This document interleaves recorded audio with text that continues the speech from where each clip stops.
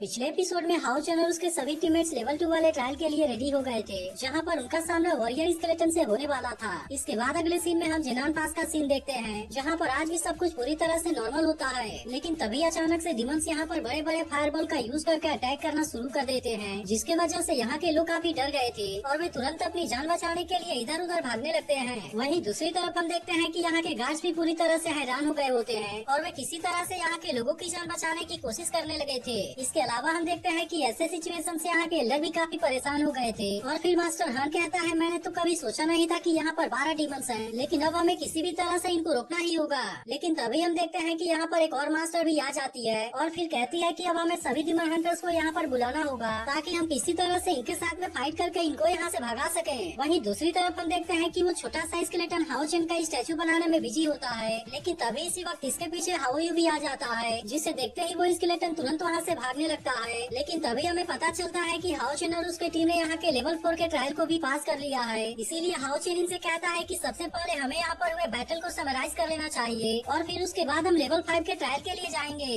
इसके बाद हम देखते हैं कि सीमा सियान और वेंग युआन का अटैक काफी स्विफ्ट होता है, जिसकी वजह से वे सभी लोगों के अटैक करने के लिए स्पेस को क्लियर कर देते हैं, जिस पर वेंग युआन कहती है कि मेरे जायंट सील का अटैक तो सच में काफी खतरनाक है, क्योंकि अगर वे स्केलेटन हल्का से भी इसके टच में आ गए तो इसके सामने कुछ नहीं कर पाएंगे। लेकिन तभी सीमा सियान कहता है कि मैं तो उनके साथ में अच्छे से एंजॉय नहीं कर पाया। फिर हमें पता चलता है कि इसमें हानियो लिनसिन और चेनिन को सपोर्ट करने का काम करते हैं और इस तरह से वे टीम के डिफेंस के कमी को पूरा करते हैं। तब इस पर लिनसिन इनसे कहता है कि तुम सभी डिफेंस के बारे में बिल्कुल भी चिंता ना करो, क्योंकि मैं इस काम को बहुत ही अच्छे से देख लूंगा। जिसके बाद चेन भी कहती है कि मैं अपने मैगल का यूज करके तुम्हारी पूरी तरह से मदद करूंगी और हानियो कहता है कि मैं तो गार्डियन नाइट के रूप में अपने ड्यूटी को पूरा कर रहा हूँ। तब इनकी ऐसी बात सुनकर हाउ चेन इनसे कहता है कि इसके बारे में तो हो गया, लेकिन चलो इसके बाद हम अपने कमजोरी के बारे में भी देख लेते हैं। फिर वो इनसे कहता है कि अगर हमें लेवल 3 को पास करना है तो इसके लिए हमें अपने ओपोनेंट को पीछे से हराना पड़ेगा और इसीलिए मुझे ऐसा लगता है कि इसके लिए हमारी टीम के पास में कमजोरी है, क्योंकि अगर इस लेवल के दौरान हमारे ऊपर अटैक होता रहा तो फिर कभी भी हम इसके क्लोज में पहुंचने में कामयाब नहीं हो पाएंगे। तब इसके बारे में सुनकर लिनसिन उदास होते हुए कहता है कि लॉन्ग रेंज वाले अटैक शायद विजार्ड के लिए नहीं है और इसीलिए मुझे ऐसा लगता है कि मैं इसमें टीम का कोई मदद नहीं कर पा रहा। लेकिन इसके बारे में सुनते ही हाउ चेन उसे शांत कराते हुए कहता है कि यह तो पूरे टीम की बात है। तभी चेन भी कहती है कि हाँ यह बात सही है, क्योंकि हमारे टीम का डिफेंस तुम्हारे ऊपर ही डिपेंड करता है। तभी वेंग युआन भी कहने लगती है कि तुम्हें मेरे बारे में नहीं भूलना चाहिए, क्योंकि मैं भी अपने जायंट सील का यूज करके बहुत दूरी से अटैक कर सकती हूँ। तब इसके बारे में सुनकर सीमा सियान कहता है, लेकिन मैं तो हील करने के बारे में कुछ भी नहीं जानता।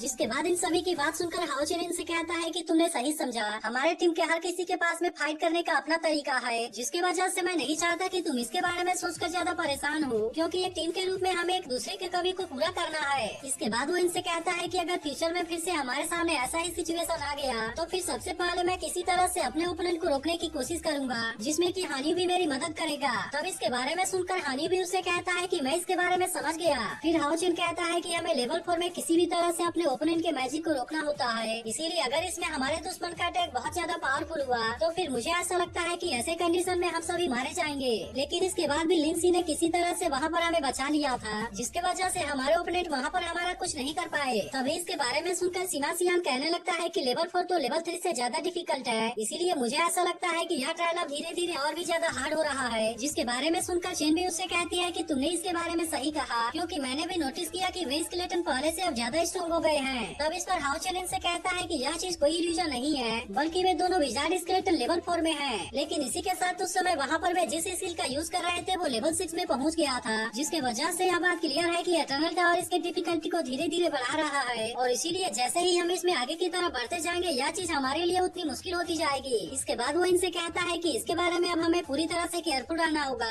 जिसके बारे में सुनकर वे भी इसके लिए मान गए थे। तब इस पर हाउ चेन भी इनसे कहता है कि लेवल 5 के दौरान सीमा सियान और वेंग युआन को इसमें हमें बैकअप देना होगा, जबकि लिनसिन और चेन हमें डिफेंड करने का काम करेंगे। तब इसके बारे में सुनकर सीमा सियान भी कहता है कि मैं इसके लिए रेडी हूँ, लेकिन तभी हाउ चेन कहता है कि इसके लिए हमें कुछ देर के लिए रेस्ट कर लेना चाहिए और फिर उसके बाद हम लेवल 5 के ट्रायल के लिए जाएंगे। तब इसके बारे में सुनकर सीमा सियान कहता है कि मेरा लाइट हैमर तो इसी का इंतजार कर रहा है। इसके अलावा हम देखते हैं कि बाकी सभी भी इसके लिए पूरी तरह से रेडी हो गए होते हैं और कहने लगते हैं कि हम तो इसके लिए काफी एक्साइटेड हैं। इसके बाद अगले सीन में हम देखते हैं कि इन्होंने लेवल 5 वाले ट्रायल को भी स्टार्ट कर दिया होता है, जहाँ पर सबसे पहले इनको यहाँ के सारे रूल्स के बारे में बताया जाता है और इसमें सबसे बड़ा चेंज ये होता है कि इसके दौरान इनको अपने ओपोनेंट के द्वारा हिट नहीं होना है, नहीं तो फिर इस तरह से इस चैलेंज को फेल माना जाएगा। इसके बाद हम देखते हैं कि इस स्केलेटन भी इनके सामने आ गए होते हैं, जिसे देख सीमा सियान कहने लगता है कि रूल के अनुसार वैसे तो कोई भी हीलर वायलेंट नहीं होता, लेकिन आज मैं तुम्हें दिखाऊंगा कि हीलर के पास में भी कितनी खतरनाक अटैक स्किल हो सकती है। लेकिन तभी इनको पता चलता है कि वे सभी स्केलेटन तो असल में लेवल 6 वाले हैं, जिसके वजह से वे काफी परेशान हो गए थे और फिर वे कहने लगते हैं कि आखिर यहाँ पर हो क्या रहा है। वहीं दूसरी तरफ हम देखते हैं कि वे स्केलेटन अब इनके ऊपर अटैक करने के लिए आने लगते हैं और फिर यहाँ की वॉइस इनसे कहती है कि डैमेज से बचना भी विनिंग का एक जरूरी पार्ट है। जिसके बाद हम देखते हैं कि वे सभी इन स्केलेटन का सामना करने के लिए रेडी हो गए थे और वे किसी तरह से इनके अटैक से बचने के लिए अपनी तरफ से पूरी कोशिश करने लगते हैं। इसके अलावा हम देखते हैं कि हाओचेन बाकी लोगों को भी स्केलेटन के अटैक से बचाने लगा था और फिर वो कहने लगता है कि यह तो असल में हमारे डिफेंस और इवेजन का टेस्ट है, लेकिन असल में इस समय तो शायर हमारे टीम में नहीं है, क्योंकि अगर वो होती तो अपने स्किल का यूज करके इनके अटैक को बहुत ही आसानी से रोक लेती।